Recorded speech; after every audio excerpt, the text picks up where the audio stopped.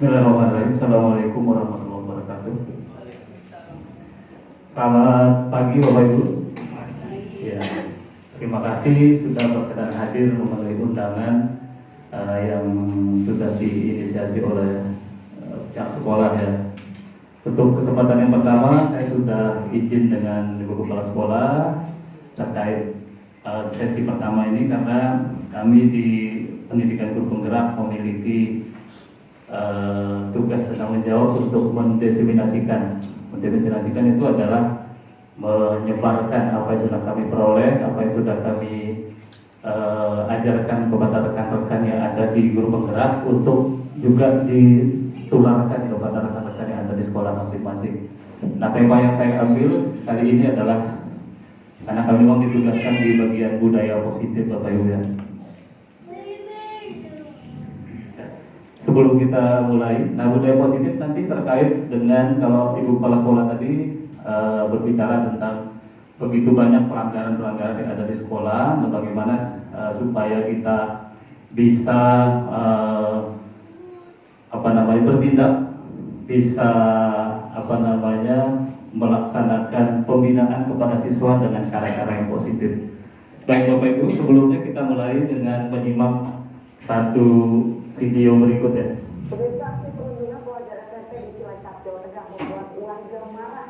Saat ditangkap polisi, pelaku hampir dikeroyok warga. Sebentar kurang, sebentar saya stop.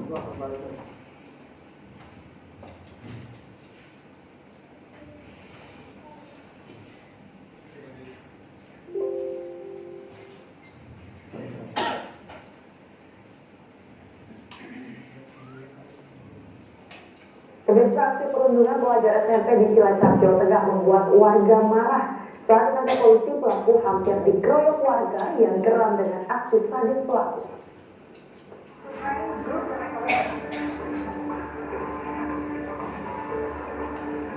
Aksi perundungan antar siswa kembali terjadi. Seorang siswa SMP berinisial R 13 tahun di Cilacap, Jawa Tengah menjadi korban perundungan oleh teman-temannya. Perundungan terjadi di lapangan bola voli di Desa Negara Jati, Cimanggu, usai pulang sekolah. Pelaku menendang, menyeret dan memukul korban. Meski korban telah meminta ampun, namun pelaku yang merupakan kakak kelas korban terus menganiaya hingga tercungkur. Video penganiayaan viral dan membuat warga marah. Ratusan warga mendatangi rumah pelaku dan memaksa pelaku keluar rumah. Satuan Reserse Kriminal Polresta Cilacap menangkap 5 orang siswa yang ada di video untuk menjalani pemeriksaan. 2 diantaranya berinisial K, 15 tahun, dari W, 14 tahun, ditetapkan sebagai tersangka. Baik, cukup Bapak Ibu ya. Pernah nonton videonya Bapak Ibu? Viral sekali beberapa hari terakhir ini dan saya kaget begitu ya. Ini bukan sekali terjadi, sudah banyak sekali kasus yang melibatkan siswa, baik siswa melakukan kekerasan terhadap temannya maupun kepada gurunya bahkan ya. Ya, baik. Apa tanggapan Bapak Ibu terkait kasus tersebut? Karena waktunya terbatas, satu orang saja siapa yang bisa memberi komentar? Apa yang Bapak Ibu pikirkan terkait kasus tersebut? Siapa? Pak Yos. Oh ya, silakan Pak Yos. Masih supaya masuk ke rekaman kamera rekaman kami ya. Silakan. Apa yang Bapak pikirkan terkait kasus tersebut? Melihat kasus tersebut ya Pak ya, itu yang harus kita perhatikan adalah peran bukan hanya guru saja, tapi peran orang tua guru terhadap siswa. Nah di sini artinya tidak seharusnya itu kita sebagai guru kita berperan penting terhadap anak-anak, tapi paling tidak itu harus kerjasama dari orang tua, karena ini mempengaruhi faktor lingkungan. Terima kasih. Baik, terima kasih. Saya bisa menangkap Bapak yang disampaikan tadi adalah harus ada peran guru serta kolaborasi dengan orang tua. Nah, bagaimana peran guru? Apakah kemudian guru bertindak keras terhadap si pelaku tersebut, atau bagaimana? Nanti akan kita simak dalam materi budaya positif. Mari kita simak berikutnya. Saya akan mengutip kembali lagi sebelumnya dari Bapak Ki Hajar Dewantara, karena beliau adalah peletak dasar filosofi pendidikan di negara kita. Beliau mengatakan bahwa tujuan pendidikan adalah menuntun segala kodrat yang ada pada anak-anak agar mereka mencapai keselamatan dan kebahagiaan yang setinggi-tingginya baik sebagai manusia maupun sebagai anggota masyarakat. Jadi di sini Bapak Ibu, pendidikan itu adalah kita tidak merubah seseorang, tetapi menuntun hal yang sudah ditakdirkan ada pada anak tersebut. Coba kita lihat, baik anak-anak yang kita didik sekarang maupun anak-anak kita di rumah bagi yang sudah berkeluarga itu memiliki karakteristik yang berbeda-beda. Ada minatnya, potensinya, bakat, dan karakter.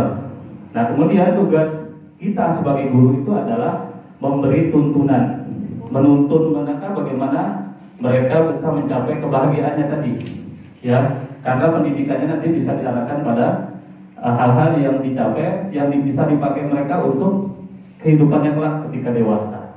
Nah, dalam menuntun tersebut, kita sebagai guru harus memiliki nilai-nilai positif supaya bisa mengarahkan mereka pada hal-hal yang positif juga. Tujuannya adalah yang pertama, diharapkan mereka memiliki motivasi intrinsik bahwa mereka melakukan sesuatu yang baik, tidak terlambat ke sekolah, mau belajar di kelas dan lain sebagainya, itu tumbuh dari dalam diri mereka. Kemudian yang kedua adalah menjadi pribadi yang bertanggung jawab atas perbuatannya. Jadi bukan karena sesuatu yang dipaksa, tapi mereka benar-benar paham bahwa apa yang dilakukannya itu baik. Kemudian yang ketiga adalah memiliki budi pekerti yang luhur. Dalam hal ini kita patokannya adalah profil pelajar Pancasila seperti yang sekarang sedang digaungkan pemerintah di kurikulum Merdeka. Seperti itu. Baik Bapak Ibu, selanjutnya apa budaya positif itu? Jadi budaya positif itu adalah sekumpulan aturan, ya, atau norma, nilai dan kebiasaan positif yang berkembang dalam sebuah organisasi. Dalam hal ini kalau kita berbicara sekolah, ya, atau masyarakat. Jadi hal-hal positif yang kita kembangkan dalam organisasi sekolah ini. Kemudian apa sih pentingnya budaya positif? Kenapa kita harus menerapkan budaya positif di sekolah? Yang pertama adalah meningkatkan kesejahteraan murid. Dengan berbudaya positif, murid itu menjadi bahagia, merasa dihargai, kemudian dihormati sebagai seorang murid. Kemudian yang kedua, meningkatkan kinerja murid. Hasil belajar mereka juga menjadi lebih bagus dibandingkan kalau kita tidak menerapkan budaya positif. Mereka akan menjadi lebih nyaman, termotivasi, membantu mengembangkan keterampilan emosional. Kemudian yang berikutnya adalah meningkatkan kesejahteraan guru dan staf. Bapak Ibu guru juga akan merasa dihargai, kemudian termotivasi dalam bekerja. Kemudian ada meningkatkan keterlibatan orang tua karena mereka diminta untuk mendukung pembiasaan budaya positif di sekolah. Kemudian yang terakhir adalah menciptakan lingkungan aman yang positif. Betul, dengan kita berbudaya positif maka akan mengurangi stres. Kita tidak terbebani oleh hal-hal yang biasanya timbul setelah kita berlaku sebaliknya. Perilaku negatif guru itu sendiri. Selanjutnya Bapak Ibu yang akan kita bahas di sini, saya akan coba mengantarkan Bapak Ibu terkait budaya positif adalah beberapa materi yang keyakinan kelas dan ada segitiga restitusi. Itu hal-hal yang terkait dengan budaya positif. Dan diharapkan Bapak Ibu nanti, walaupun karena kita siswanya banyak sekali ya, terutama nanti di restitusi, tidak mungkin kita restitusi semua, tapi paling tidak Bapak Ibu sudah mencoba untuk menerapkan budaya positif mulai dari lingkungan kelas atau di mata pelajaran masing-masing. Kita lanjut Bapak Ibu, kita mulai dari disiplin positif. Saya mencoba kembali berinteraksi dengan Bapak Ibu. Kalau disajikan kata disiplin, kira-kira apa yang terbayang di benak Bapak Ibu? Boleh dulu. Oleh Pak Kamjo dulu boleh, Pak Kamjo. Apa yang terbayang di benak Bapak kalau ada kata disiplin? Tepat waktu. Tepat waktu, berarti menghargai waktu ya. Satu lagi, Bu Dania, disiplin Bu.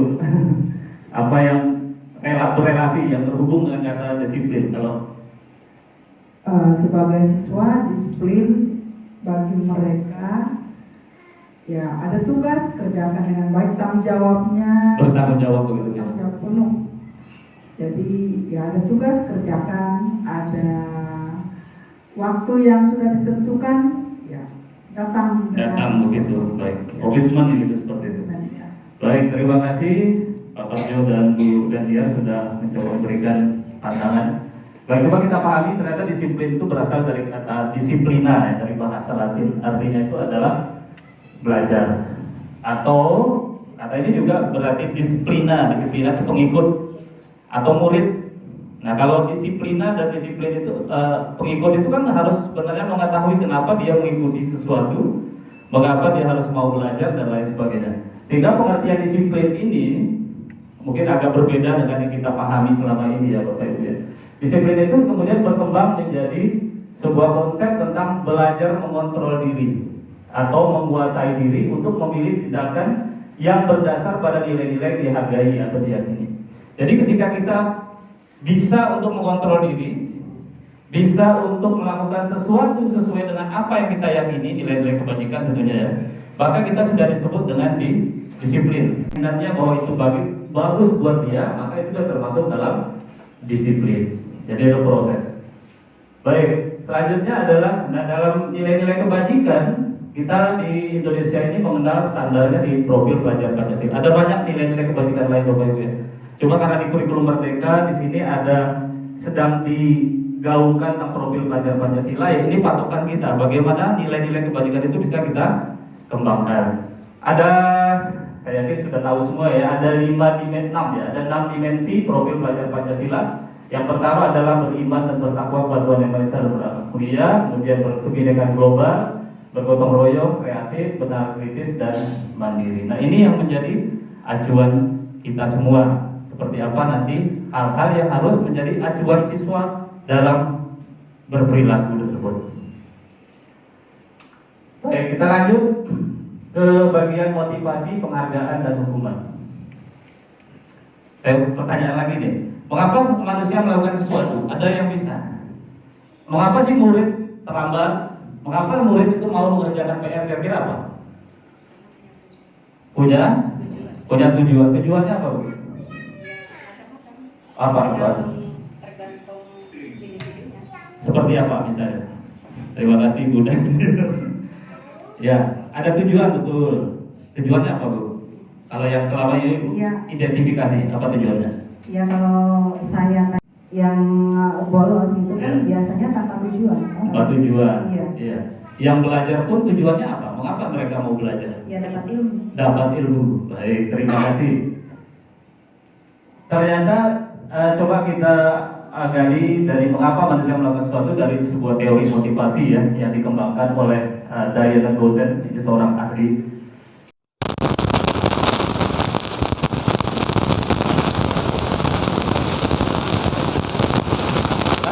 Banyak sebenarnya ya, kita ringkas saja. Jadi yang kelima adalah hukuman ini murid membenci peraturan karena tadi menyakitkan, kemudian sepihak, tidak melibatkan dia. Sedangkan kalau konsekuensi murid menghormati peraturan dengan menaatinya. Nah, seperti ini kira-kira.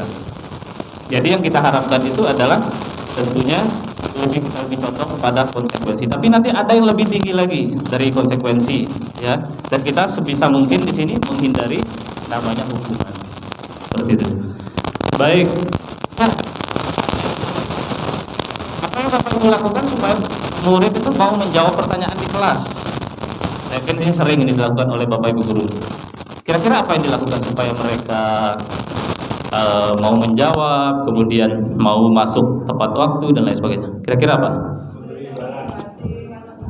Motivasi, imbalan, rewardnya apa?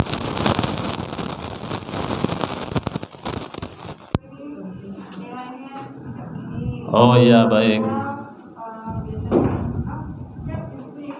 Ya, dikasih tanda-tanda tertentu yang bisa dapat kupon warna apa sehingga dia dapat ditukar dengan nilai gitu ya. Baik, terima kasih.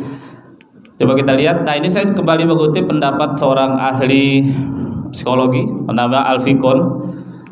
Beliau berpendapat ternyata baik penghargaan maupun hukuman adalah cara-cara mengontrol perilaku seorang yang menghancurkan potensi pembelajaran yang sesungguhnya. Tindakan ideal belajar itu sendiri adalah penghargaan sesungguhnya. Jadi Bapak Ibu, hal yang baru yang kami dapat dan mungkin Bapak Ibu juga mendapat hari ini adalah bahwa ternyata penghargaan sama imbangnya dengan hukuman. Dia tidak membawa dampak baik kepada pembelajaran, ya imbalan kita lihat di sini, karena dia orang-orang yang akan cenderung berpikir tentang imbalannya, bukan pada proses belajar. Seperti itu. Misalnya Bu Isna bisa menjawab pertanyaan, muridnya akan diberikan imbalan. Siswa mungkin akan termotivasi untuk menjawab, tetapi kemudian dia tidak belajar di sana. Apa sih yang penting? Kenapa sih harus menjawab pertanyaan Bu Isna? Seperti itu.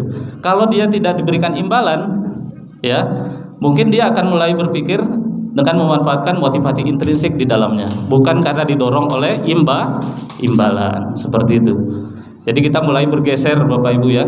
Imbalan itu bukan penghargaan, reward, mungkin kata bagus dan lain sebagainya boleh. Tetapi kalau mengimbalkan suatu, misalnya ketika kamu bisa menghafalkan surat An-Naba, Bapak berikan sepeda loh. Dia tidak belajar tentang belajar menghafalnya, tetapi dia ingin mengejar hadiahnya. Ini yang tidak diperkenankan di budaya positif. Ya, seperti itu. Ya, kita lanjut.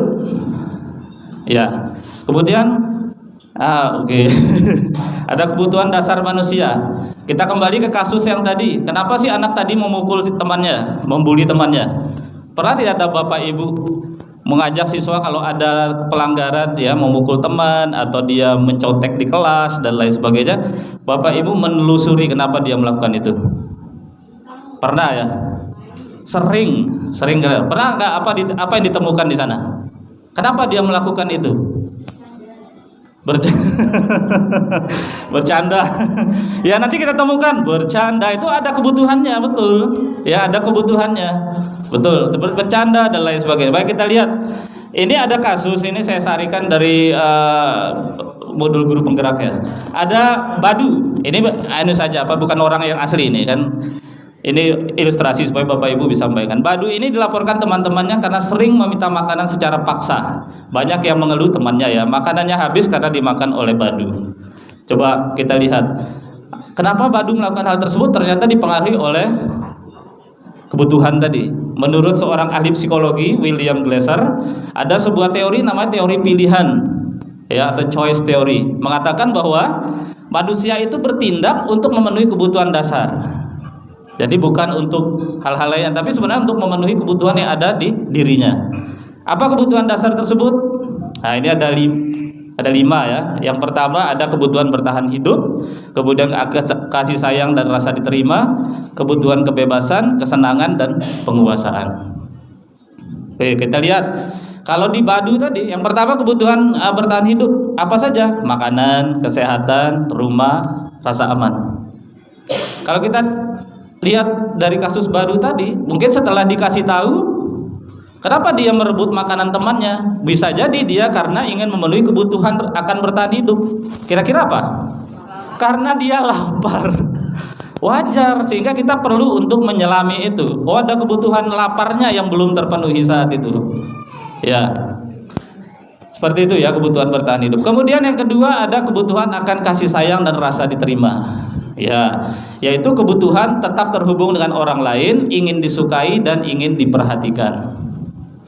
Setelah mungkin wali kelasnya saya contoh Bu Rina. Setelah Bu Rina mengajak diskusi Badu, ternyata diketahui bahwa dia merebut makanan temannya itu karena ingin dilaporkan kepada orang tuanya.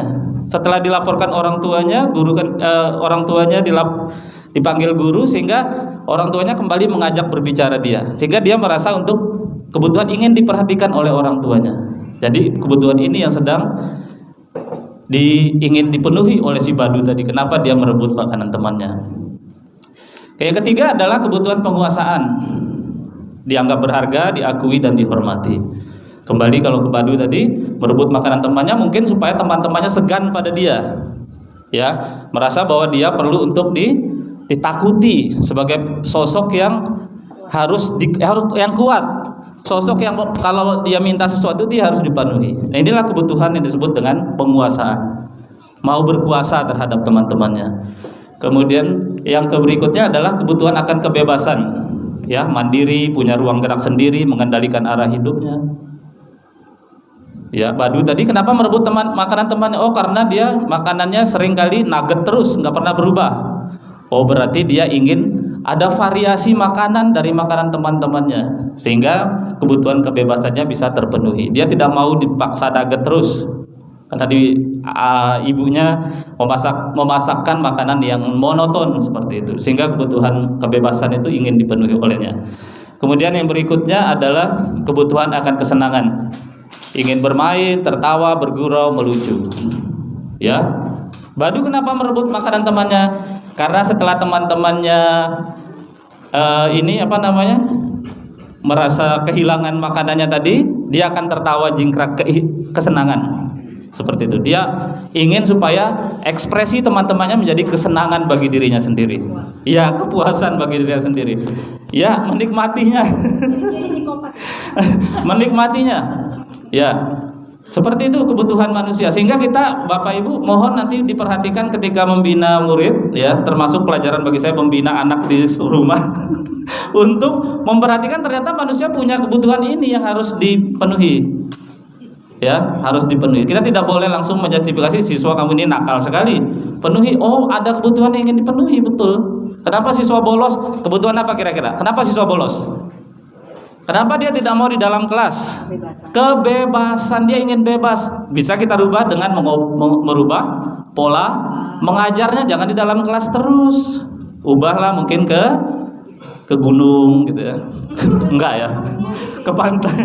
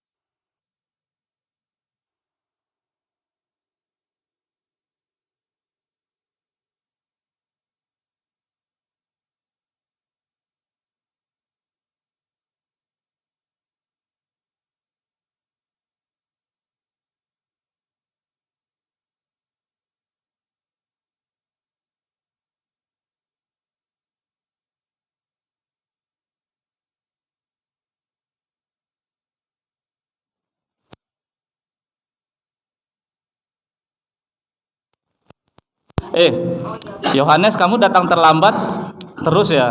Aduh, bisa nggak tidak kamu datang terlambat di pelajaran Bapak saja? Bapak ini kan teman kamu. Bisa tidak mulai besok kamu datang lebih awal buat Bapak ya? Itu menggunakan posisinya untuk mengontrol siswa. Boleh apa tidak Bapak Ibu? Oke bro. Boleh apa tidak?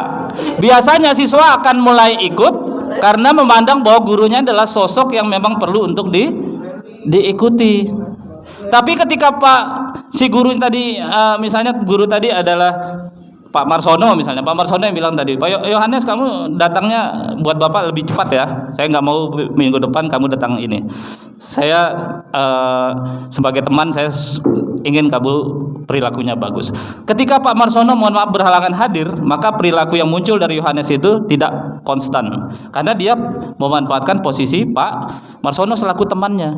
Ketika dengan Bu Jeki dia akan berubah. Nah ini dampak negatif dari posisi teman. Belum dipencet ya. Iya. Nah, jadi ini posisi teman seperti itu. Iya. Jadi seringkali juga ada beberapa ya, karena akrab dengan murid ya, karena dia memanfaatkan posisinya, mempengaruhi lah dia. Boleh ya besok kamu datang lebih pagi buat Bapak saja. Ya, seperti itu. Kemudian berikutnya adalah ini apa ini? Ini Bu Is kayaknya nih. Posisi apa? Iya, pengontrol ya, pemantau. Jadi dia memantau siswa. Ketika siswa terlambat, baik.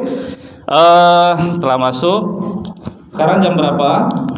7.15 Pak. Kesepakatan kita bagaimana kemarin? 7.15 sudah harus, saya harus menghafalkan 5 Pancasila. Baik, silakan. Kamu sudah tahu konsekuensi. Jadi dikontrol. Tidak membantu sebagai teman, tidak menghukum, tapi menggunakan konsekuensi sebagai alat. Ya, seperti itu. Ini sudah lebih bagus Bapak Ibu. Nah, ini sudah lebih bagus karena dia tidak lagi bersifat bertindak kasar, negatif kepada siswanya, tapi menggunakan konsekuensi sebagai untuk mengontrol siswa. Berarti lain kali kalau kamu tidak ingin seperti ini, dikontrol kembali, dikonfirmasi. Berarti harus bagaimana? Oh ya, saya harus datang lebih awal. Bagus, saya akan masuk. Nah, seperti itu. Jadi mengontrol. Kemudian yang berikutnya, ini siapa? Pak Dedi kayaknya. Manajer. Posisi manajer ini adalah sudah pada taraf posisi yang layak ya. Ini yang diinginkan oleh kurikulum sekarang atau pemerintah sekarang kepada kita. Jadi kita bertindak sebagai manajer, mengatur mereka ya dengan cara-cara restitusi. Nanti seperti apa restitusinya kita akan bahas setelah beberapa jeda berikut ini. Ya. Ya, ini segitiga restitusi. Ya, segitiga restitusi. Pernah dengar sebelumnya Bapak Ibu tentang restitusi? Apa? Restitusi itu ada di ekonomi, ada di pajak ya. Tapi di dalam pendidikan restitusi itu adalah proses menciptakan kondisi bagi murid untuk memperbaiki kesalahan mereka sehingga mereka kembali pada kelompok dengan karakter yang lebih kuat. Ketika siswa itu berbuat salah, ya melanggar aturan, jadi kita mengajak mereka untuk berdialog, tujuannya memperbaiki kesalahan, ya memperbaiki kesalahan ini selain dia kita konfirmasi, dia juga harus menanggung kerugian kalau ada kerugian yang ditimbulkan dari perbuatan tersebut, sehingga mereka setelah kembali itu tidak menjadi pribadi yang gagal. Bukan kita hukum, bukan kita buat dia rasa bersalah, tapi dia menjadi oke, kedepannya saya tidak akan melakukan perbuatan tersebut karena nilai-nilai saya ini tidak sesuai dengan perbuatan yang sudah saya lakukan. Ya, jadi seperti itu restitusi. Ini menurut pendapat dari Gosen ya. Ini adalah gambaran restitusi. Jadi ada proses dialog antara guru dengan siswa atau murid, atau kalau di rumah ada orang tua dengan anaknya. Ya, segitiga restitusi ini ada 3 sisi Bapak Ibu. Yang pertama adalah menstabilkan identitas. Bapak Ibu kalau menangani anak, apa yang dikatakan pertama ketika diajak berdialog? Saya yakin semuanya pernah nih Pak Wisnu, kalau ada teman ada anaknya yang melanggar peraturan, apa yang dikatakan pertama Pak? Coba ceritakan. Oke, Coba ceritakan. Setelah itu apa Pak Wisnu? Kenapa dipanggil sini? Terus setelah itu apa Pak?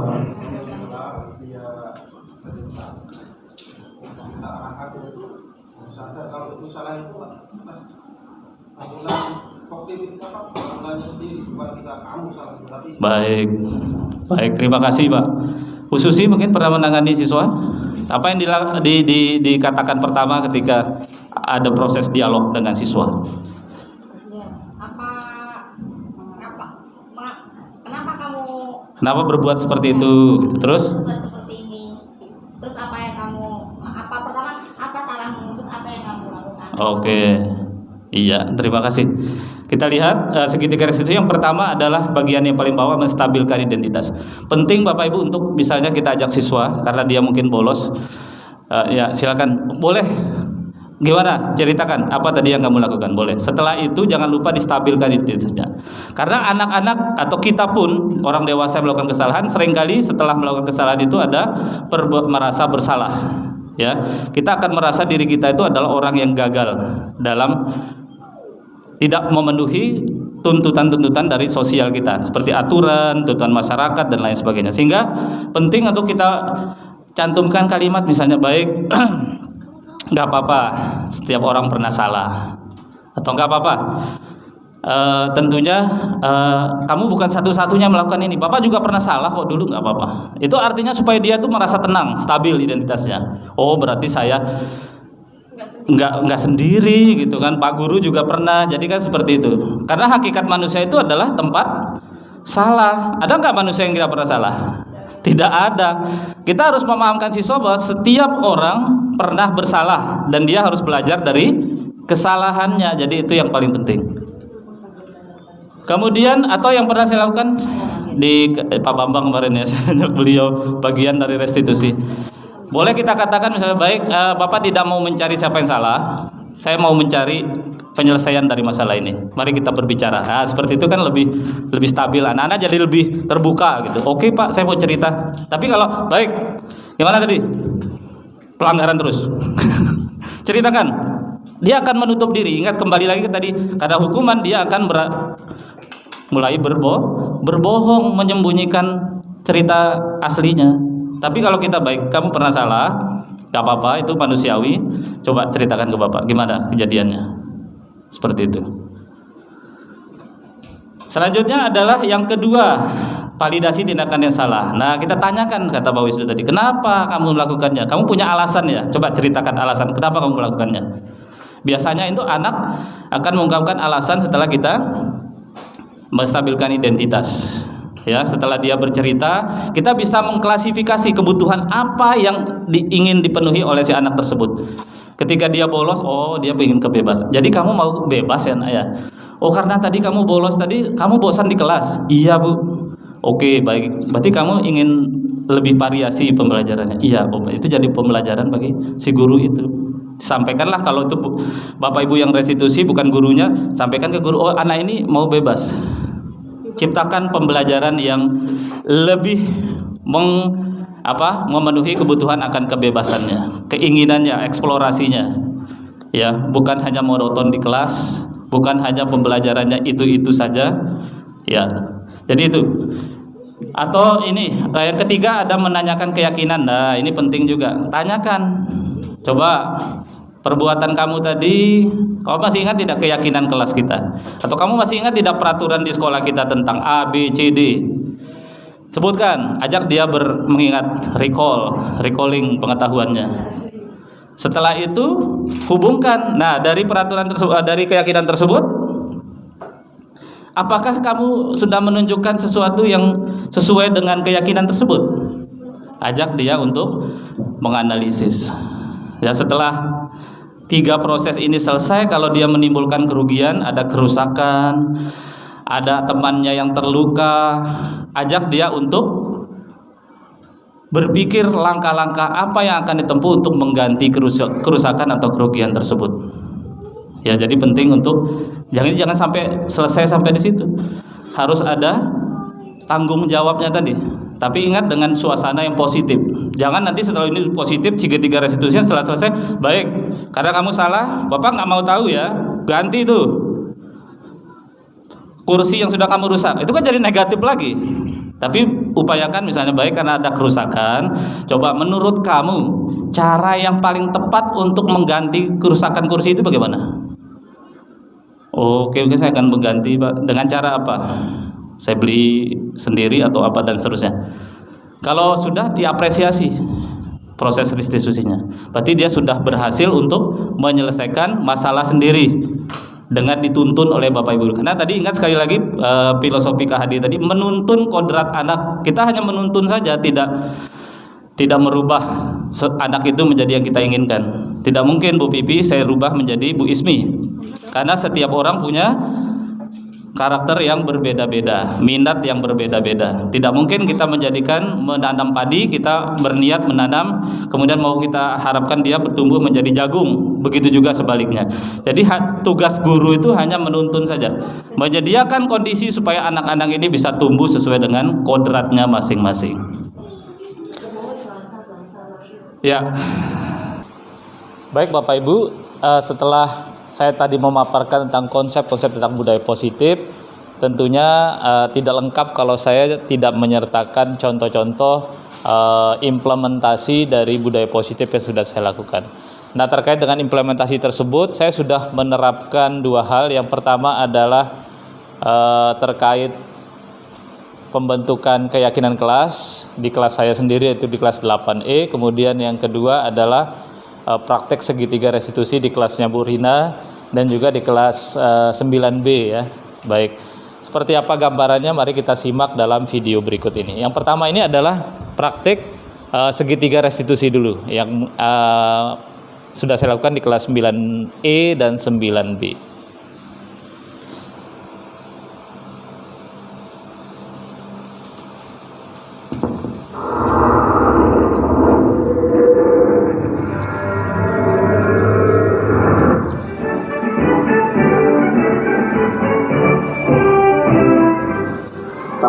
Warahmatullahi wabarakatuh.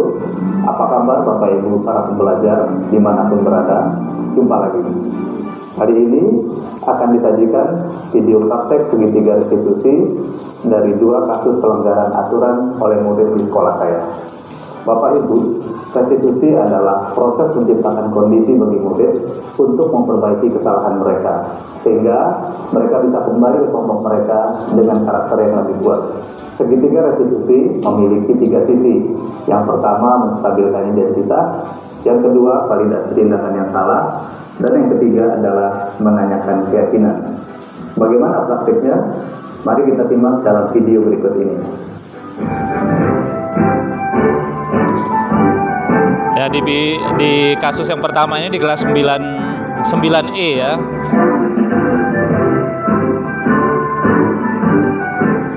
Ya teman-teman, begini kemarin itu Bapak masuk mengajar di kelas 9B dan ternyata melihat di pembatas tembok antara 9B dengan kelas kamu itu jebol. Dengan menurut informasi yang Bapak terima dari beberapa rekan kamu ada kaitannya dengan peristiwa tersebut. Coba kita diceritakan dulu. Saya cari sama Tasya main di Sindani, main udah Pak, pernah banyak kerjaan sekecil Pak, hampir pernah. Jadi menentang-mentang begitu ya, seperti itu. Nah, baik Bapak di sini bukan mencari siapa yang salah ya, tapi Bapak di sini ingin mencari penyelesaian bersama-sama. Nah, ini di bagian ini saya berusaha menstabilkan identitas dari siswa atau murid. Kamu melakukan itu kan pasti ada alasannya ya, dan itu hal-hal seperti tadi menentang-mentang. Ini adalah dialog validasi tindakan yang salah.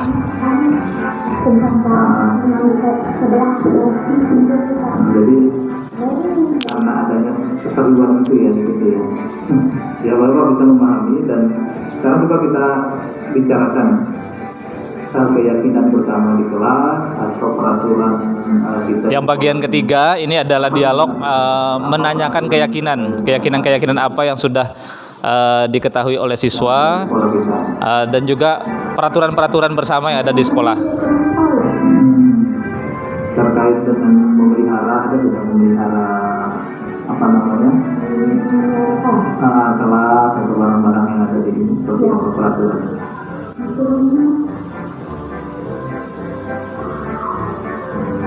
Harus apa terkait? Itu berarti harus keyakinan yang kita ambil bersama ini adalah kita harus memelihara gitu ya, memelihara barang-barang yang ada di kelas atau barang-barang kepunyaan sendiri atau kepunyaan sekolah gitu ya. Baik, kamu masih mengingat keyakinan bersama di sekolah kita. Lalu dengan bermain nendang-nendang dinding kelas itu, apakah itu sudah menjaga peralatan atau kenyamanan belajar? Oh belum. Ya berarti tidak sesuai dengan keyakinan tadi ya, peraturan yang kita yakini bersama. Tapi kamu kan mendapat kata senang gitu, karena menang beri tanam balas gitu ya. Nah menurut Bapak, untuk mendapatkan rasa senang itu kan ada cara lain. Ya ada cara lain yang tidak merugikan kepentingan bersama, merusak barang-barang di kelas atau mengganggu kenyamanan bersama. Menurut kamu, pendapat kamu bagaimana terkait hal itu?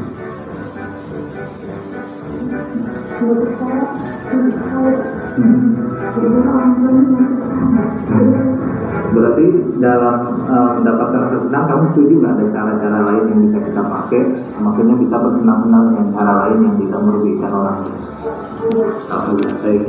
Nah dinding itu kan sudah jebol dan cukup mengganggu dalam proses pembelajaran di kelas. Contohnya tadi Bapak masuk di kelas kamu, ternyata ada lalu lintas informasi, ada yang tukar buku lewat itu, ada yang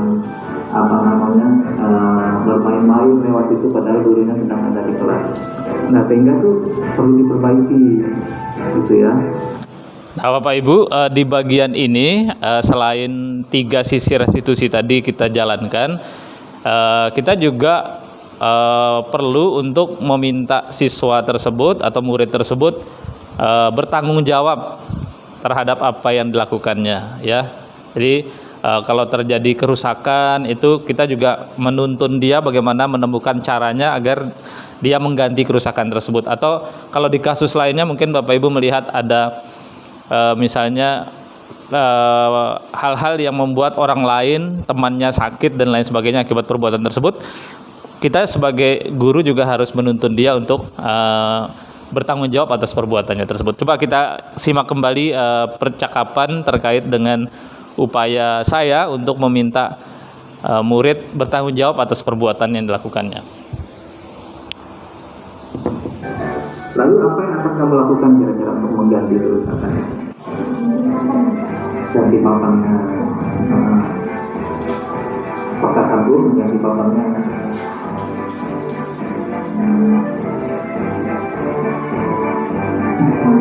Sabun, oh enggak, dari luar sendiri.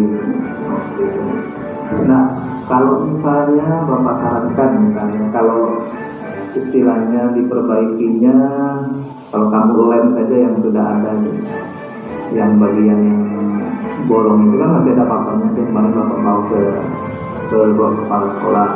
Kemudian sisanya itu kamu lem dengan papan yang masih menempel. Nah, tapi Bapak minta sekolah untuk menyiapkan lem agar kamu bisa memperbaikinya. Nah, nanti kita bicarakan dengan beliau.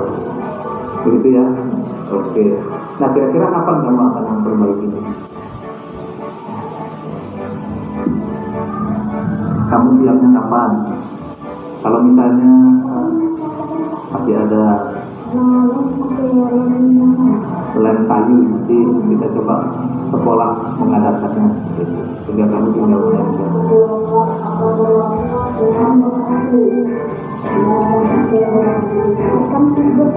Hari Kamis,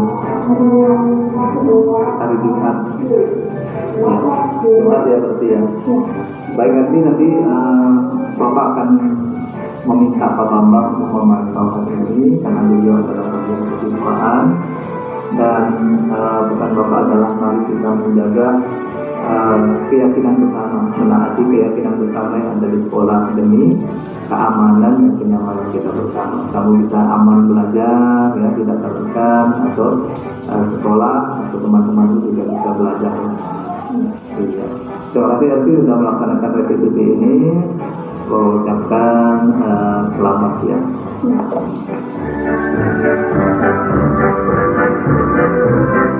Nah, Bapak Ibu, tadi sudah kita simak bersama bagaimana percakapan menggunakan segitiga restitusi ya kepada murid yang merusak bagian dari salah satu dinding kelas di kelasnya dan juga terhubung dengan kelas lainnya. Kasus berikut ini Bapak Ibu, saya juga mengadakan restitusi dengan murid di kelas 9B terkait kasus yang seringkali dilakukan, yaitu sering terlambat masuk ke dalam kelas ya, karena jam pelajaran saya di pagi hari, dia sih sering menyumpai dia itu di tiap pekannya di pelajaran saya itu terlambat masuk. Dan bagaimana proses restitusinya, mari kita simak dalam tayangan video berikut.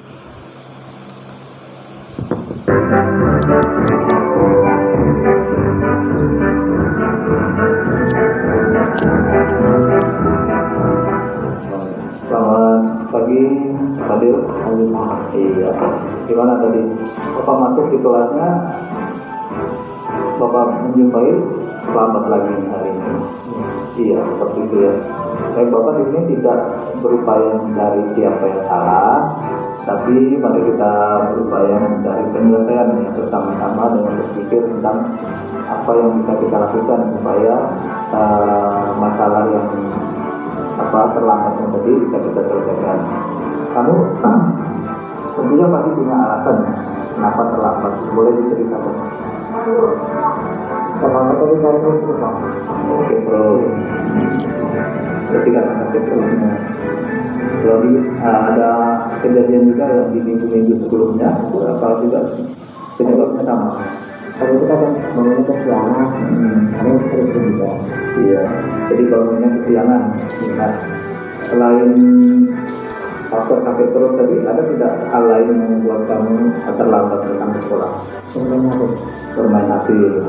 Berapa lama bermain HP dalam satu malam? 3 jam. Berarti kamu tidurnya jam? Oke, baik. Nah, ada tidak hal yang kamu peroleh dari bermain HP tadi? Senang tidak bermain HP? Nah, jadi kalau kamu bermain HP itu karena ada hal yang kamu senangi di sana. Biasanya bermain apa di HP ya? Kesepakatan belajar yang sudah gitu. Biasanya bermain apa di HP ya? Oke, peroleh dari bermain HP tadi. Senang tidak bermain HP? Senang. Jadi Bapak bisa paham, jadi kalau kamu bermain HP itu karena ada hal yang kamu senangi di sana. Biasanya bermain apa di HP yang membuat kamu senang? Nonton TikTok, ya. Nah, sekarang mari kita bicarakan keyakinan kelas atau kesepakatan belajar yang sudah kita buat. Artinya tidak apa kesepakatan belajar kita terkait dengan waktu masuk di dalam belajar kita.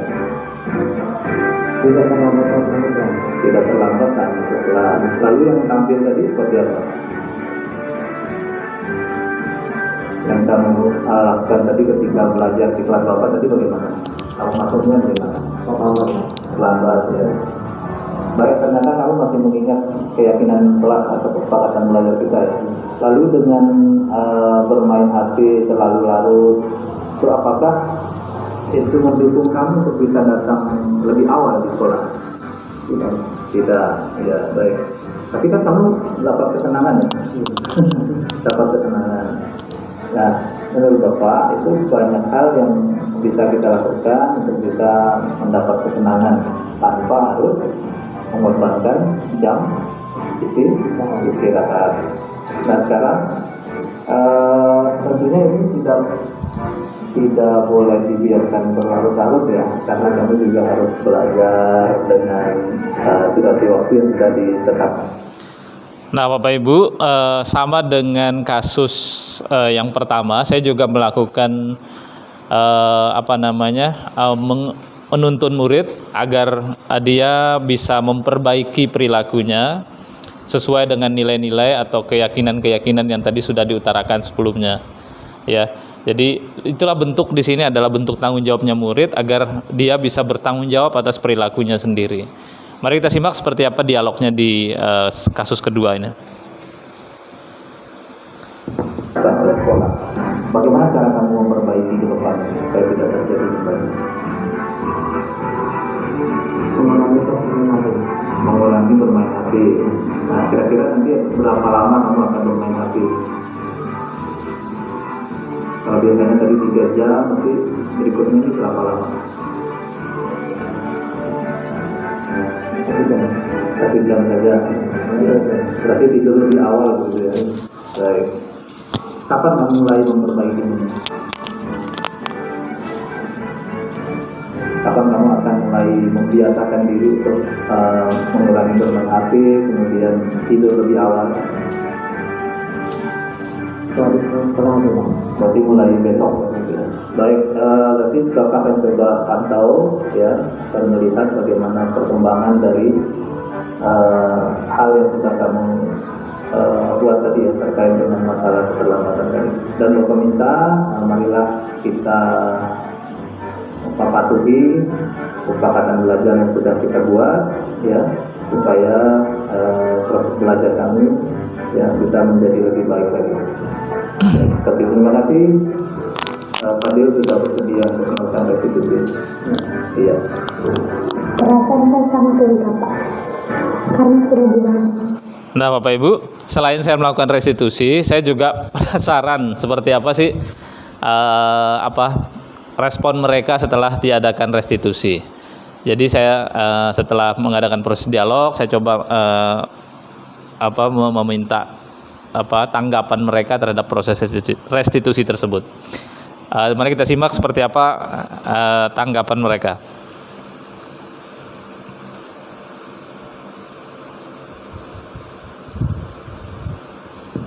Perasaan saya sangat lega, Pak, karena sudah dibantu sama Pak Dodi untuk mengatasi masalah yang saya perbuat. Senang, Pak. Karena masalah sudah selesai. Demikian video ini. Semoga bermanfaat. Sampai jumpa di video-video berikutnya. Assalamualaikum warahmatullahi wabarakatuh.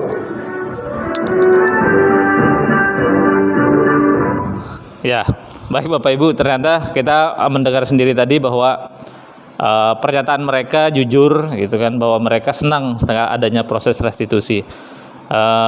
Hal ini bisa kita pahami ya Bapak Ibu ya, karena dengan adanya restitusi mereka merasa lebih dihargai, mereka dilibatkan dalam proses pengambilan keputusan, ya mereka justru menjadi tumpuan dari proses pengambilan keputusan tersebut. Jadi bukan guru yang mengambil, tapi mereka dituntut untuk mengambil sendiri. Jadi ya harapan kami semua bahwa Bapak Ibu bisa menerapkan hal yang sama ketika menjumpai murid ya, baik di kelasnya maupun di kelas yang lain, untuk bisa dilakukan restitusi sehingga proses atau lingkungan yang positif itu bisa terwujud begitu di dalam proses belajar di sekolah kita. Nah, Bapak Ibu, selain segitiga restitusi, saya juga mengimplementasikan budaya positif di bagian lainnya, yaitu perumusan, pembentukan keyakinan kelas. Nah, keyakinan kelas ini baru saya coba susun kemarin ya, dan tadi kemudian kami menandatangani hasil dari keyakinan kelas tersebut. Ini saya lakukan di kelas saya sendiri, di kelas 8E. Ini merupakan juga bentuk tanggung jawab saya sebagai gurunya agar mereka punya acuan dalam bersikap dan berperilaku, berinteraksi sesama mereka, bahkan dengan guru-guru seperti itu. Coba kita simak seperti apa proses perumusan keyakinan kelas yang semoga harapan saya kepada Bapak Ibu semua ini bisa menerapkan hal yang sama, sehingga sekali lagi bahwa lingkungan positif itu bisa kita bangun mulai dari kelas kita. Kita simak dulu videonya.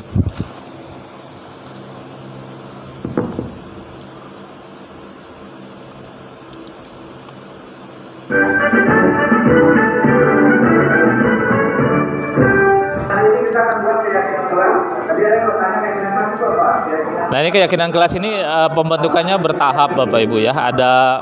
Kita jelaskan dulu keyakinan kelasnya, konsep keyakinan kelas itu seperti apa supaya mereka paham apa yang sedang mereka hadapi seperti itu.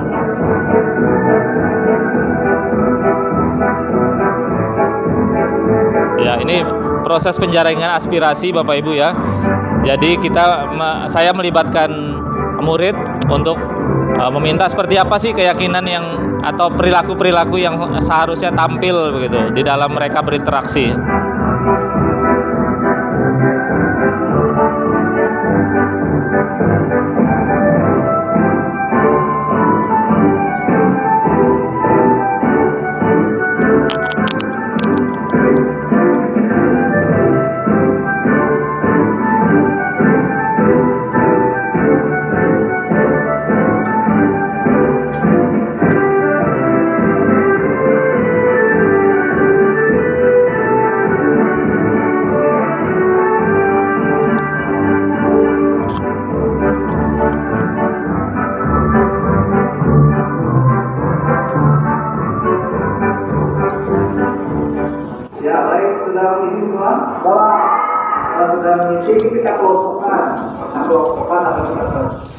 Baik Bapak Ibu, jadi setelah mereka kita tuntun, ya kita minta aspirasinya untuk menemukan, menggali dari diri mereka apa yang menjadi aspirasi mereka terkait perbuatan-perbuatan baik, ya berdasarkan nilai-nilai kebajikan yang mereka inginkan dalam berinteraksi tadi. Selanjutnya Bapak Ibu nanti kita bisa mengelompokkan aspirasi tersebut berdasarkan nilai yang diyakini. Coba kita lihat seperti apa kelanjutannya.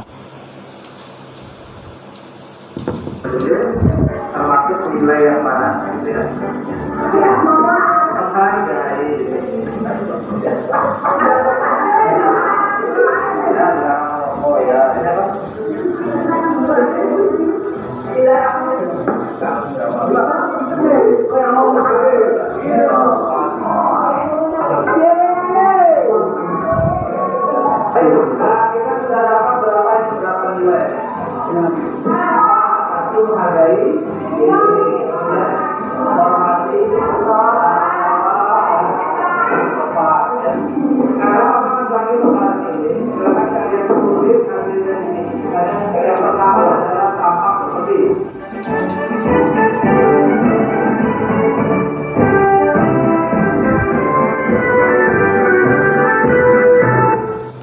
Ya, Bapak Ibu, jadi selain membuat keyakinan kelas tadi penjaring aspirasi, kemudian mengelompokkannya, kita sebagai guru juga harus juga bisa ya melakukan kegiatan pendalaman keyakinan kelas. Nah, pendalaman keyakinan kelas ini bertujuan agar mereka memahami perbuatan-perbuatan yang seharusnya mereka lakukan dan yang seharusnya tidak mereka lakukan. Jadi ada beragam bentuk di sana ya. Ada kalau di sini saya menggunakan ada lembar kerja ya, lembar penulisan di sana yang misalnya seperti ada diagram Y yang terlihat seperti apa dari suatu perbuatan yang mereka temukan seperti itu, yang kami sepakati sebagai sebuah nilai yang menjadi acuan di dalam berinteraksi tadi. Kemudian terdengarnya seperti apa perbuatan tersebut, kemudian tampak seperti apa gitu. Begitu juga terkait dengan ini Bapak Ibu ya, terkait dengan apa sih tugas guru gitu, apa yang menjadi tugas guru, apa yang menjadi tugas murid, tugas mereka. Kemudian mereka juga selain selain dari itu kita juga bisa menstimulasi mereka untuk menemukan apa yang bukan tugas guru, apa yang bukan tugas siswa, apa yang bukan tugas murid. Seperti itu. Coba kita lihat bagaimana gambaran mereka dalam mendalami keyakinan kelas yang sudah dibuat dan melalui lembar kerja yang saya buat.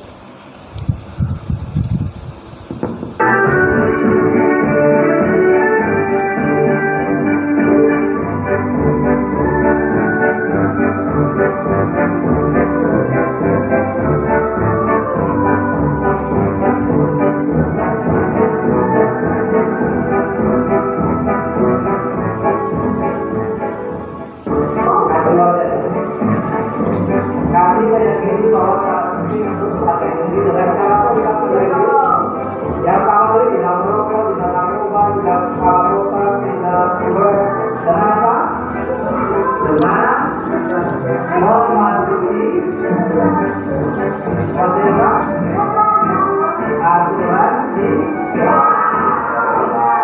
jadi cara kita menghargai diri karena kita menjaga diri kita dari masalah negatif dari orang lain karena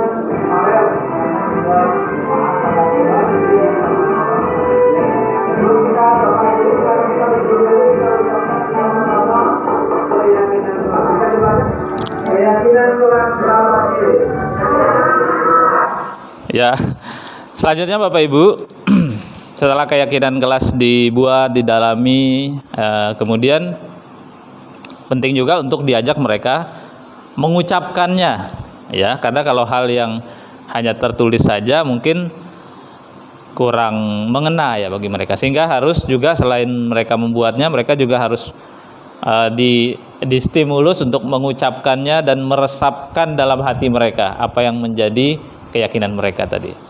Kita simak seperti apa gambarannya. menghargai diri. Kami meyakini bahwa sangat penting untuk menghargai diri dengan mematuhi aturan di sekolah. Dua keyakinan kelas. Keyakinan kelas ini kalau tidak hanya dari tulisan saja, tapi kalau kita itu menjadi pelajaran kita dalam berperilaku ya dalam menjadi buat kita sebagai warga kelas.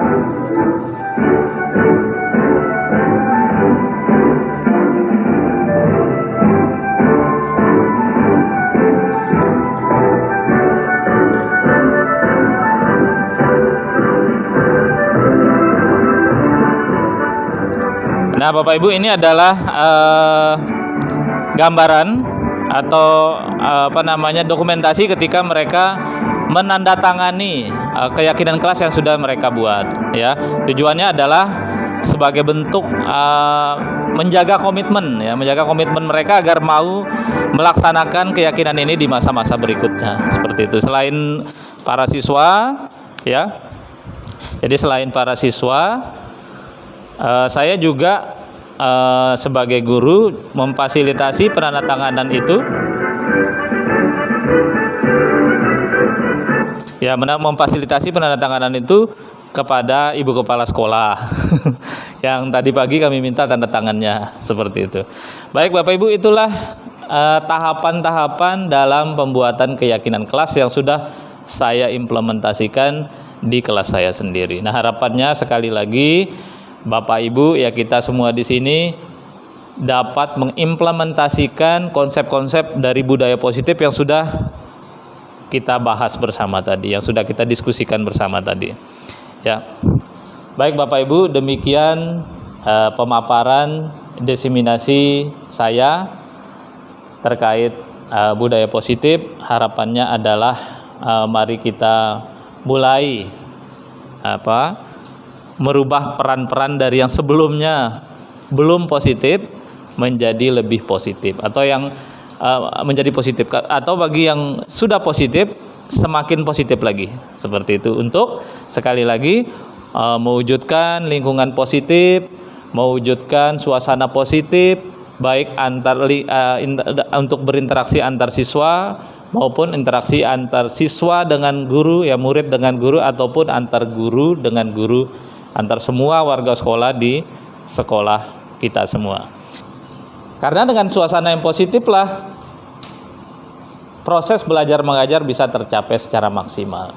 Seperti itu Bapak Ibu, ya, setuju ya?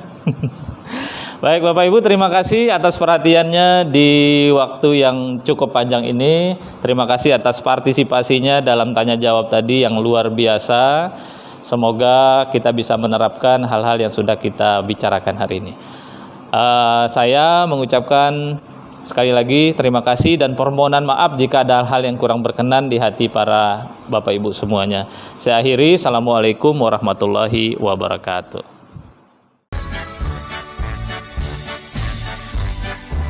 Perasaan saya sangat lega, Pak, karena sudah dibantu sama Pak Dedi untuk mengatasi masalah yang saya perbuat. Senang, Pak. karena masalahnya sudah diselesaikan. Iya. Senang dan gembira karena siswa kelas 8E yang sebelumnya tuh berisik dan tidak tertib jadi tertib karena adanya keyakinan kelas.